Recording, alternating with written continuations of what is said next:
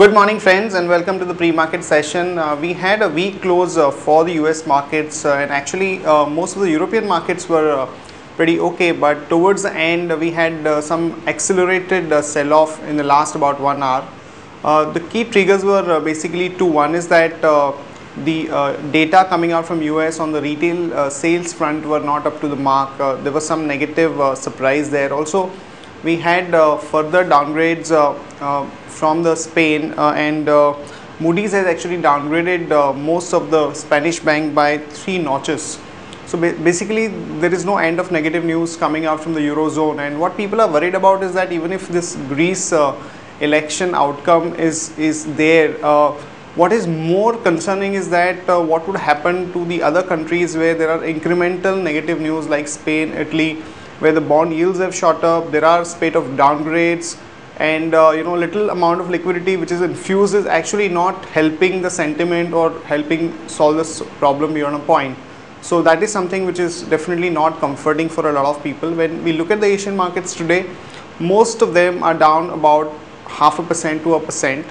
And in terms of flows, yesterday FIIs were buyers to the tune of 218 crore in the cash market, and even domestic institutions were buyers to the tune of 77 crore. In fact, we are seeing that the volatility index, the CBOE vol index, has shot up by almost 8 to 9% in the last couple of days. Now it's at 24.27, which possibly suggests that you might see increased volatility in the next few days. Let me invite Saumil on that note to take us through the technical indicators and the outlook. Hi Saumil, good morning. What's your take on the market? Particularly, let's start off with Nifty. We're seeing some strength. It's pretty much taking support around 5100 levels, though there is a bit of volatility in between. But now that over the next 3 to 4 days some major events are lined up, how does one play this Nifty for the next 3 to 4 days? I think we are in a very positive zone. We have broken out of this channel. This trend line has broken, so which is a very positive sign for the markets.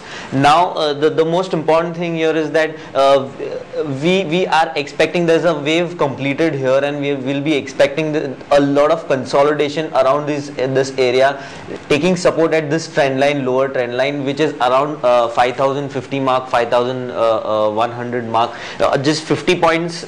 I'll be expecting a lot of consolidation here, but overall bias remains positive in the short term, medium term both. I'll be expecting a good retracement of this entire fall of at least 61% retracement levels, which will be around 5300. That is a medium term outlook and the target for medium term.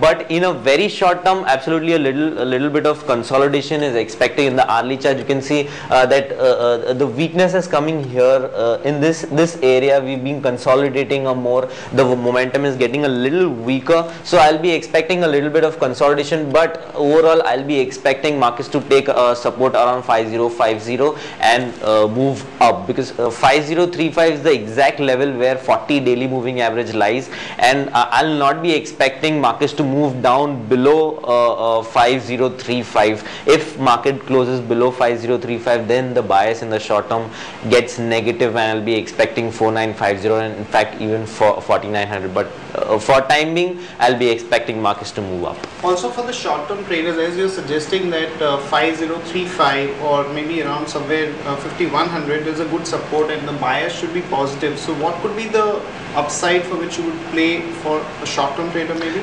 Short term trader, I think 5100, if we go down a little bit from here till for 5100 or 5090 levels, then the next level to watch out would be 200 exponential moving average, which is 5150, which is the most important. I'll be expecting markets to break above that, but time being, as we are taking resistance at 5140 and 5150, I'll be expecting that level to hold for little time, consolidate and then break on the upside. So above 5150, 5300 mark is absolutely right, on. Yeah. Okay. Also on the Bank Nifty, your thoughts, because we've seen a good strength.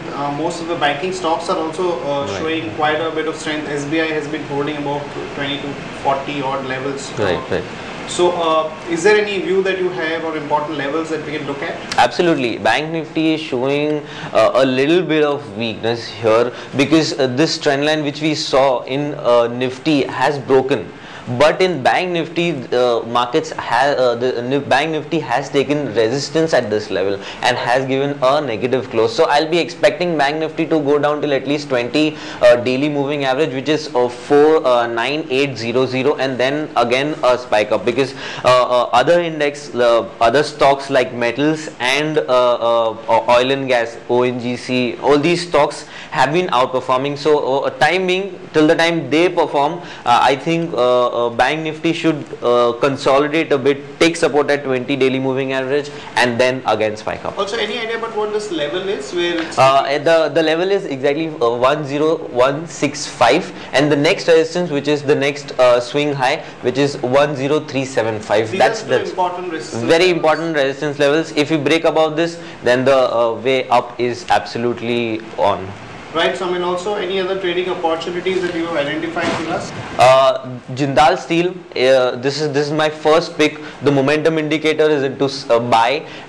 It is being flat a little bit, but it has taken support at this lower end of the channel, and I'll be expecting this channel to break on the upside, retrace at least 50% mark, which will be around 490 levels, but that will be a medium term outlook. In the very short term, I'll be expecting 460, and a very immediate resistance would be 446. The support, a very important support, would be 430 and 415. 415 would be a little medium term outlook, but I'll be expecting the stock to take support at 4300 and a move up. Right. The second stock would be ONGC, which is moving very good. We've discussed it yesterday also.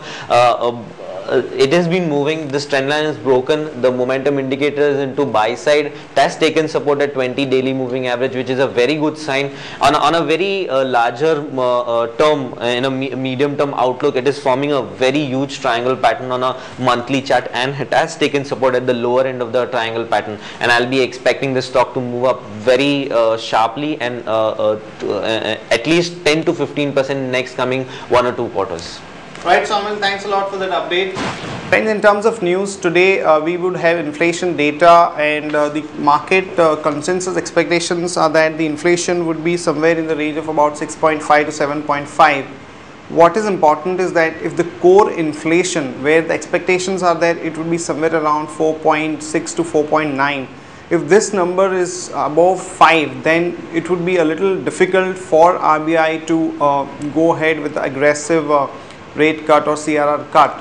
So this in a way would be an important indicator for the possible RBI move. Remember, because of the expectations of both the CRR cut and the rate cut, we have seen the bond yields actually dropping to almost 8.03 from 8.5. Also, most of the rate sensitives have run up quite a bit in the last about 2 to 3 weeks. So this inflation data would be keenly watched out for. In terms of other news, Credit Suisse has picked up some 9% stake in the United Spirits, and the stock was pretty strong. And some of the United Spirits group companies like United Breweries were up sharply because there are reports that Diageo may pick up a stake in one of the companies which has been going around for a while, but there was a good amount of action in the stock. Also, friends, there are reports that we might have announcement of a hike in the urea price by almost 10%, and we've seen a good amount of strength in most of the fertilizer stocks, particularly Chambal Fertilizers, RCF, some of the smaller ones like Liberty Phosphate, Rama Phosphate. These are the stocks where we are seeing a good amount of action. For positional trading, we think that these are the good bets to look at. Also, there are reports that Jyoti Lab and Henkel would consider a merger, and there might be a quick trading opportunity for these two counters in the morning. Also, friends, PNB and Axis Banks are going ex-dividend from today, so they might open a little down to the extent of the dividend. That's it from all of us, friends, in terms of news. Have a great trading session. See you tomorrow at the same time.